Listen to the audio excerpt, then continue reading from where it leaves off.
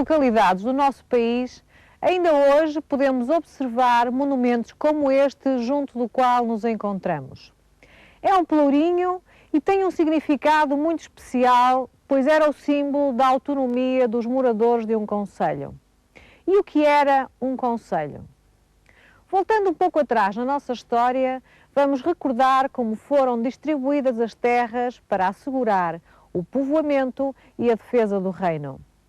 Os reis doavam terras aos nobres e aos membros do clero como recompensa dos serviços por eles prestados durante a Reconquista.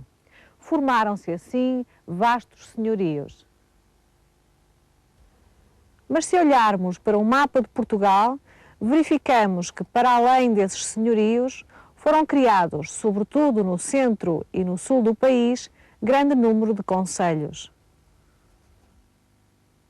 O concelho era constituído por um núcleo urbano e por terras de lavoura, pastos e mato. Os seus habitantes, os vizinhos, eram homens livres. Os concelhos estavam submetidos à autoridade do rei, representado pelo alcaide, mas gozavam de grande autonomia. Por isso, os vizinhos podiam escolher entre si os magistrados que os governavam e representantes para tratarem com o rei assuntos ligados à vida dos concelhos. Ora, o pelourinho, por ser o símbolo da autoridade dos moradores do concelho, era também o local onde se castigava os que cometiam delitos.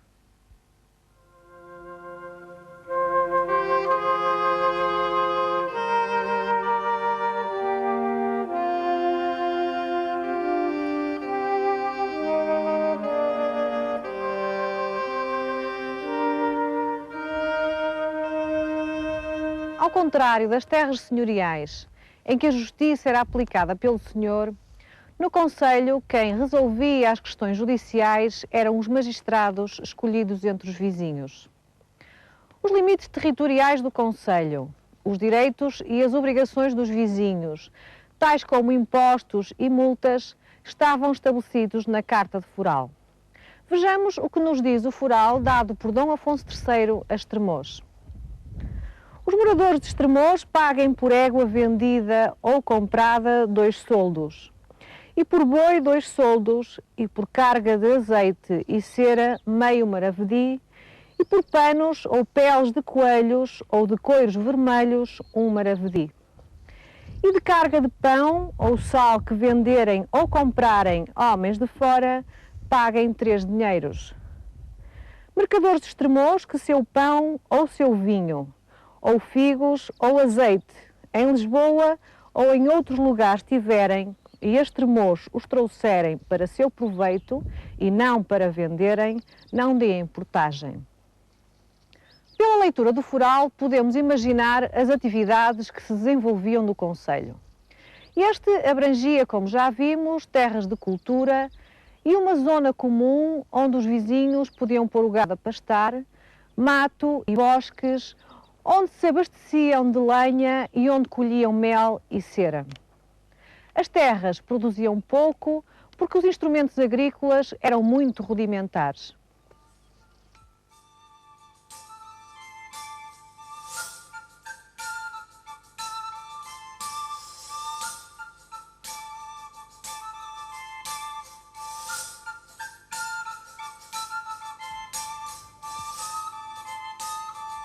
Para além das casas de habitação, havia nas povoações mais desenvolvidas pequenas tendas e oficinas onde os artesãos ou mesteirais fabricavam e vendiam diversos artigos.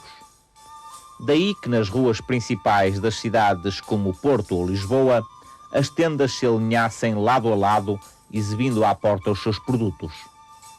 O facto de os mesteirais se agruparem por arruamentos facilitava-lhes o controlo da qualidade e do preço dos artigos.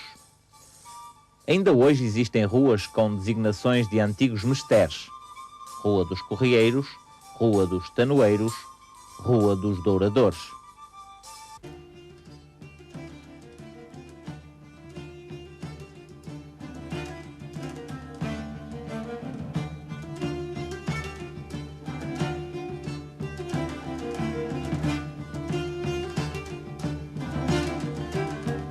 No largo da aldeia, realizava-se um mercado semanal, onde os vizinhos podiam adquirir os géneros de primeira necessidade: ovos, hortaliças, queijos, etc. Em algumas povoações mais importantes do concelho, tinham lugar as feiras mensais ou anuais, onde se compravam produtos vindos de longe.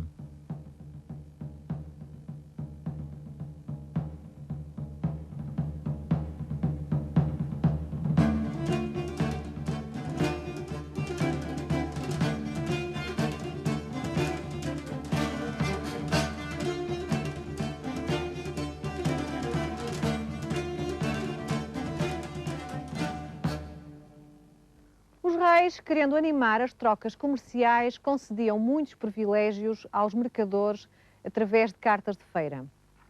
Houve o que nos diz uma carta de feira dada a Torres Vedras pelo rei Dom Dinis. Dom Dinis, pela graça de Deus, rei de Portugal e do Algarve, a quantos esta carta virem, faço saber que eu, querendo fazer graça e mercê ao concelho de Torres Vedras, mando que haja feira em cada ano, que se comece no 1º dia de junho e deva ir até ao 1º dia de julho. Mando que nenhum faça mal àqueles que à feira vierem, nem os prendam ou penhorem por dívida, enquanto a feira durar, e 8 dias antes da feira e 8 depois da feira sair. E quem fizer outro mal àqueles que à feira vierem, ficará por meu inimigo e pagará 6.000 soldos.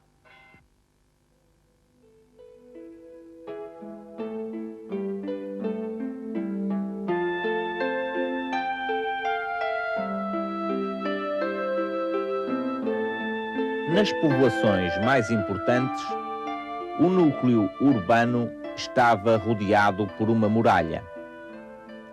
Através das portas passavam produtos agrícolas e outras mercadorias. Era o tempo em que os almocreves percorriam os caminhos, abastecendo as populações com diversos produtos. Nas suas deslocações frequentes, levavam consigo mensagens e encomendas. Faziam circular notícias e eram ainda contadores de lendas e histórias que entretinham os serões de inverno nas aldeias.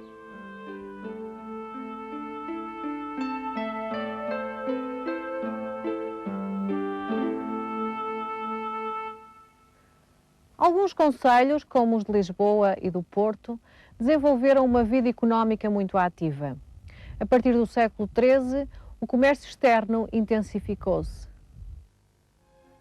No cruzamento de rotas e junto aos portos do litoral, aumentaram as trocas de mercadorias. O que exportávamos então para outros países? Para Espanha e zonas mediterrânicas como Itália, Portugal levava peixe seco, mel, cera, couros, peles, lã e algum sal. Para o norte da Europa, exportavam-se frutas, especialmente figos e passas, sal, vinho, azeite e mel, cera, cortiça, couros e peles. De Inglaterra, da Flandres e de França, Portugal recebia sobretudo têxteis. Outros produtos importados eram a madeira, as tintas e os cavalos. Da Espanha e da Itália vinham especiarias, açúcar, têxteis de seda e de lã, armas, cereais e toda a espécie de artigos domésticos e de luxo. O aumento do comércio provocou o crescimento das cidades e, ao mesmo tempo, a formação de um novo grupo social de ativos mercadores, os burgueses.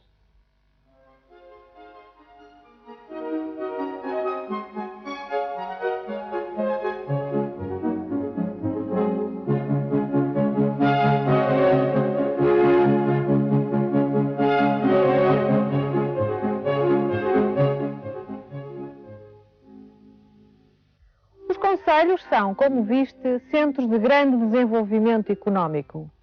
Os reis vão, por isso, procurar cada vez mais o seu apoio.